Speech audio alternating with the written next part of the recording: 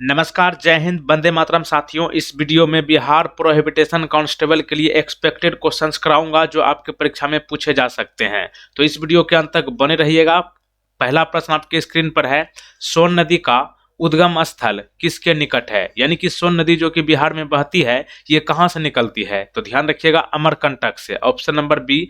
और यहाँ पे आपसे पूछा जाए कि अमरकंटक किस राज्य में है, तो ध्यान रखिएगा मध्य प्रदेश में। और एक प्रश्न और यहाँ पे बनता है कि बाण सागर बांध और इंद्रपुरी बैराज, ये दोनों बैराज या फिर बांध जो है किस नदी पर है? तो ये होगा आपका सोन नदी, ठीक ना। अगला देखिए क्वेश्चन नंबर 2, किस बंदरगाह का नाम बदलकर दीनदयाल बंदरगाह रखा गया है? तो ये होगा आपका कांडला, ऑप्शन नंबर ए। इसी से संबंधित प्रश्न देखिए, कांडला बंदरगाह जिनका के नया नाम रखा गया है दीनदयाल बंदरगाह, ये कांडला बंदरगाह किस राज्य में है? तो ये होगा आपका गुजरात में, option number A. Question number next देखिए, इसी से संबंधित है, भारत का सबसे बड़ा बंदरगाह कौन है? सबसे बड़ा बंदरगाह जो है ये आपका कहाँ में है, ये पूछा गया है एक्चुअली। तो ये है आपका महाराष्ट्र की राजधानी मुंबई में, ऑप्शन नंबर बी। और भारत का सबसे बड़ा बंदरगाह का नाम क्या है, ये अगर आपसे पूछे तो ध्यान रखिएगा, जवाहरलाल नेहरू पोर्ट। कहाँ है? मुंबई में। इसी से मिलता जुलता प्रश्न, सबसे बड़ा प्राकृतिक बंदरगाह कौन है? यानी कि नेचुरल का दिया हुआ, यानी कि प्रकृति का दिया हुआ बंदरगाह सबसे बड़ा कौन है? तो ये होगा आपका विशाखापट्टनम बंदरगाह, ठीक ना। एक बार रिवीजन कर लीजिए अभी जो मैंने आपको क्वेश्चन सभी कराया है। भारत का सबसे बड़ा बंदरगाह आपसे अगर पूछे तो ये होगा आपका जवाहरलाल नेहरू पोर्ट जो कि मुंबई में है। और सबसे बड़ा प्राकृतिक बंदरगाह यानी कि प्रकृति का दिया हुआ बंदरगाह, ये हो जाएगा आपका विशाखापट्टनम बंदरगाह, ठीक। और ये ऊपर वाला जो देख रहे हैं ये जवाहरलाल नेहरू पोर्ट, ये हम लोगों के द्वारा बनाया गया है, लेकिन विशाखापट्टनम पोर्ट जो है ये प्रकृति का दिया हुआ है। और एक प्रश्न पूछता है कि भारत का सबसे व्यस्त बंदरगाह कौन है? तो यही होगा आपका Mumbai port. Question number next देखिए, सुभाष चंद्र बोस 1938 में कहां के कांग्रेस अधिवेशन के अध्यक्ष चुने गए थे? तो ये हो जाएगा आपका Haripura, option number A. Question number next देखिए, इसी से संबंधित, सुभाष चंद्र बोस फॉरवर्ड ब्लॉक की स्थापना कहां की थी? तो ये की थी आपका कलकत्ता में। और प्रश्न तो ऐसे कई बार पूछा गया है कि फॉरवर्ड ब्लॉक की स्थापना कब की गई थी? तो 1939 हो जाएगा। किसके द्वारा? सुभाष चंद्र बोस जी के द्वारा। कहां पे? पश्चिम बंगाल की राजधानी कोलकाता में। क्वेश्चन नंबर 8 देखिए, दक्षिण कोरिया की मुद्रा क्या है? साउथ कोरिया की मुद्रा जो है वान है, वान, ठीक ना, ऑप्शन नंबर डी। और यहाँ पे पूछा जाता है कि दक्षिण कोरिया की मुद्रा तो वान है, यहाँ की राजधानी कभी कभी पूछ लेता है, तो ध्यान रखिएगा साउथ कोरिया की राजधानी है सियोल, यानी कि दक्षिण कोरिया। अगला क्वेश्चन देखिए, पृथ्वी की सतह पर उतरने वाले खगोलीय पदार्थों को किस रूप में जाना जाता है?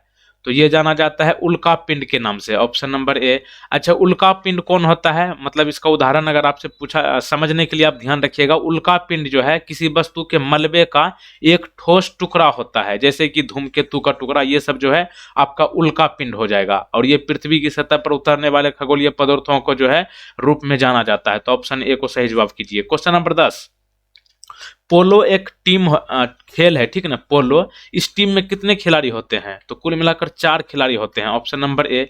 और यहाँ पे आपको यह भी ध्यान रखना है समझने के लिए कि पोलो खेल में जो है किस चीज की मदद से खेला जाता है ये पोलो खेल? तो ध्यान रखिएगा, घुड़सवारी, यानी कि घोड़ा का यात्रा किया जाता है और इसमें जो है 4 खिलाड़ियां होता है, ठीक ना। घुड़सवारी के माध्यम से ये खेल होता है, ये एक ऐतिहासिक खेल है, ठीक ना। क्वेश्चन नंबर 11 देखिए, वायुमंडल की किस परत में मौसमी घटनाएं होती है? तो ये हो जाएगा आपका क्षोभ मंडल, ऑप्शन नंबर सी। क्षोभ मंडल को थोड़ा ध्यान से समझिए, एक्सप्लेन इसका थोड़ा देखिए। क्षोभ मंडल जो है यह वायुमंडल की सबसे निचली परत है जिसमें कि हम लोग रहते हैं, ठीक ना। कौन है ये आपका? वायुमंडल की सबसे निचली परत जो है जहां पर हम लोग रह रहे हैं, इसी को कहते हैं क्षोभ मंडल, ठीक ना। और इसमें हमारा अधिकांश मौसम बादल, बारिश, बर्फ आदि का समाविष्ट होता है।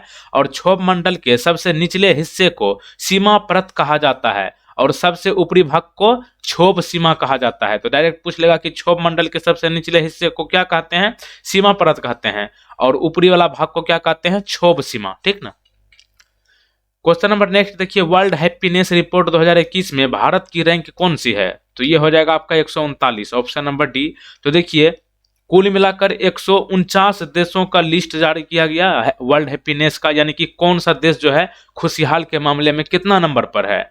तो 149 देशों की रिपोर्ट जारी की गई, जिसमें कि अपना इंडिया 139वां स्थान पर है। समझ लीजिए कि यहाँ पे आदमी खुश भी नहीं रहते हैं। पहला स्थान जो है सबसे खुशी रहने के मामले में आया है ये आपका फिनलैंड। और यहाँ पे आप इसको जरूर सोचिएगा कि खुशी भी भारत में इतना खुश नहीं रहता है इंसान, जाकि 139 नंबर पर पहुंचा दिया रिपोर्ट में। फिनलैंड टॉप किया है। अगला देखिए, राष्ट्रीय सुरक्षा परिषद एनएससी जिसको इंग्लिश में कहते हैं, ये मुख्यालय इसका कहाँ है।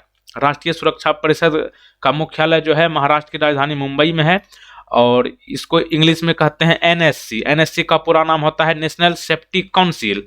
और आपसे पूछा जाए कि एनएससी की स्थापना कब हुई, तो ध्यान रखिएगा 1966, तारीख थी 4 मार्च, 4 मार्च ऑफ 1966।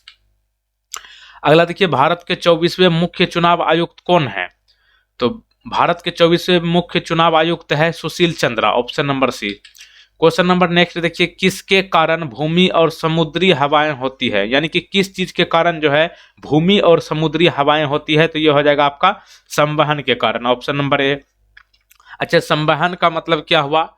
संवहन का मतलब हुआ गैसों और तरल पदार्थ, जैसे कि तरल पदार्थ के भीतर अणुओं के थोक आंदोलन, गर्मी एक जगह से दूसरी जगह जाने की प्रक्रिया को जो है संवहन कहा जाता है। और संवहन कितने प्रकार का होता है ये कभी कभी पूछ लेता है, तो ध्यान रखिएगा 2 प्रकार का होता है। कौन कौन, प्राकृतिक संवहन और मजबूरन संवहन।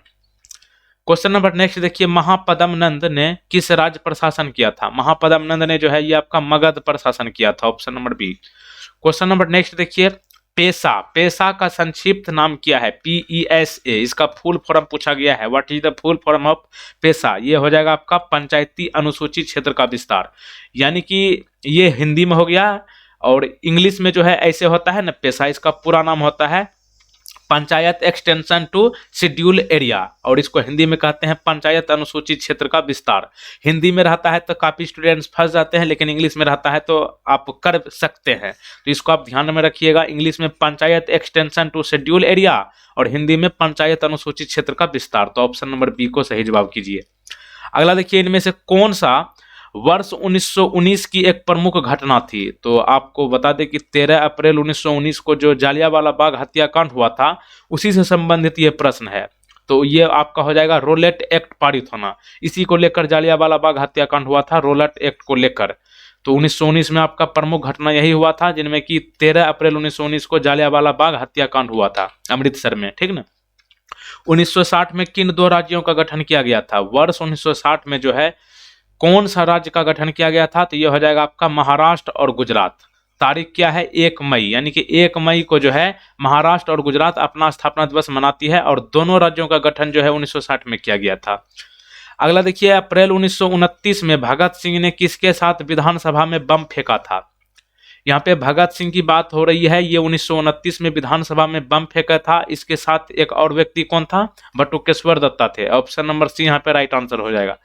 क्वेश्चन नंबर नेक्स्ट देखिए, भारत ने अपने किस पड़ोसी देश के साथ पंचशील समझौते पर हस्ताक्षर किए हैं। पंचशील समझौता जो है भारत और चीन के बीच हुआ है। आपसे वर्ष भी कभी कभी पूछ लेता है कि भारत और चीन के बीच पंचशील समझौता कब हुआ था, तो ध्यान रखिएगा 1954 में, तारीख थी 29 अप्रैल। तारीख उतना नहीं पूछा जाता है, वर्ष पूछ लेता है 1954, ध्यान रखिएगा। क्वेश्चन नंबर 22 देखिए, शेख ख्वाजा कुतुबुद्दीन बख्तियार काकी की दरगाह कहाँ स्थित है, क्या नाम है, फिर से देख लीजिए, शेख ख्वाजा कुतुबुद्दीन बख्तियार काकी, इसका दरगाह जो है दिल्ली में स्थित है, option number A. Question number next, गिर राष्ट्रीय उद्यान कहाँ स्थित है। ये कई बार पूछा जा चुका है कई एग्जामों में। बिहार में ये प्रश्न काफी बार पूछा जाता है, राष्ट्रीय उद्यान बिहार वाला कभी कभी पूछा जाता है, लेकिन ये गिर वाला कई बार देखने को मिला है। बिहार SSC CGL वाला में भी ये क्वेश्चन कई बार देखने को मिला है। तो गिर राष्ट्रीय उद्यान जो है ये आपका गुजरात में है, और यहाँ पे गिर राष्ट्रीय उद्यान के साथ साथ मतलब स्टेट के साथ साथ तो पूछवे करता है कि किस राज्य में है, गुजरात हो जाएगा। यहाँ पे अब वर्ष भी पूछा जाता है कि गिर राष्ट्रीय उद्यान की स्थापना कब हुई, तो ध्यान रखिएगा 1975, ठीक ना, 1975। क्वेश्चन नंबर नेक्स्ट, इनमें से कौन मौलिक अधिकारों से संबंधित नहीं है, यानी कि इनमें से 3 विकल्प जो है मौलिक अधिकार है लेकिन चौथा नहीं है, तो ऑप्शन में चौथा ही सही जवाब होगा, ऑप्शन नंबर डी। संपत्ति का अधिकार जो है मौलिक अधिकार नहीं है, बाकी के जीवन का अधिकार यानी कि जीने का अधिकार, ये आपका मौलिक अधिकार है। शिक्षा का अधिकार, संघ बनाने का अधिकार, ये सभी मौलिक अधिकारों के अंतर्गत आता है। लेकिन संपत्ति का अधिकार जो है 1978 के 44वें संविधान संशोधन जो हुआ था 1978 के 44वां नंबर, उसमें संपत्ति का अधिकार को जो है मौलिक अधिकार से हटा करके कानूनी अधिकार बना दिया गया। यानी कि अभी जितना भी आपके पास जमीन जायदाद है ये सब आपका कानूनी रूप से आपका है, ठीक ना।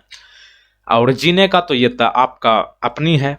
तो यहाँ पे अगला प्रश्न देखिए, 1924 में बेलगाम कांग्रेस सम्मेलन के दौरान कांग्रेस के अध्यक्ष कौन बने थे? 1924 में बेलगाम कांग्रेस सम्मेलन हुआ था, यहाँ पर जो अध्यक्ष बने थे ये थे आपका महात्मा गांधी जी, ठीक ना, MK गांधी। तो ऑप्शन बी यहाँ पे सही जवाब कीजिए। अब एक प्रश्न आपके लिए है, देख लीजिए, बहुत आसान है। अंतर्राष्ट्रीय महिला दिवस कब मनाया जाता है? यहाँ पे आपको बताना है कि अंतर्राष्ट्रीय इंटरनेशनल वुमेन डे कब मनाया जाता है प्रत्येक साल। वैसे आपको बता दूं कि ये 13 फरवरी नहीं होगा, क्योंकि 13 फरवरी को राष्ट्रीय मतदाता दिवस मनाया जाता है, ठीक ना, सरोजिनी नायडू के जन्मदिन पर। सरोजिनी नायडू का जन्म जो है 13 फरवरी को हुआ था, इसलिए भारत में 13 फरवरी को राष्ट्रीय महिला दिवस मनाया जाता है। लेकिन हमने आपसे पूछा है कि अंतर्राष्ट्रीय महिला दिवस, क्योंकि ये दोनों प्रश्न जो है घुमा फिरा के पूछता है, तो वहां पे स्टूडेंट्स फंस जाते हैं। यही 3 में से बताइएगा इंटरनेशनल वुमेन डे कब मनाया जाता है। जय हिंद, वंदे मातरम।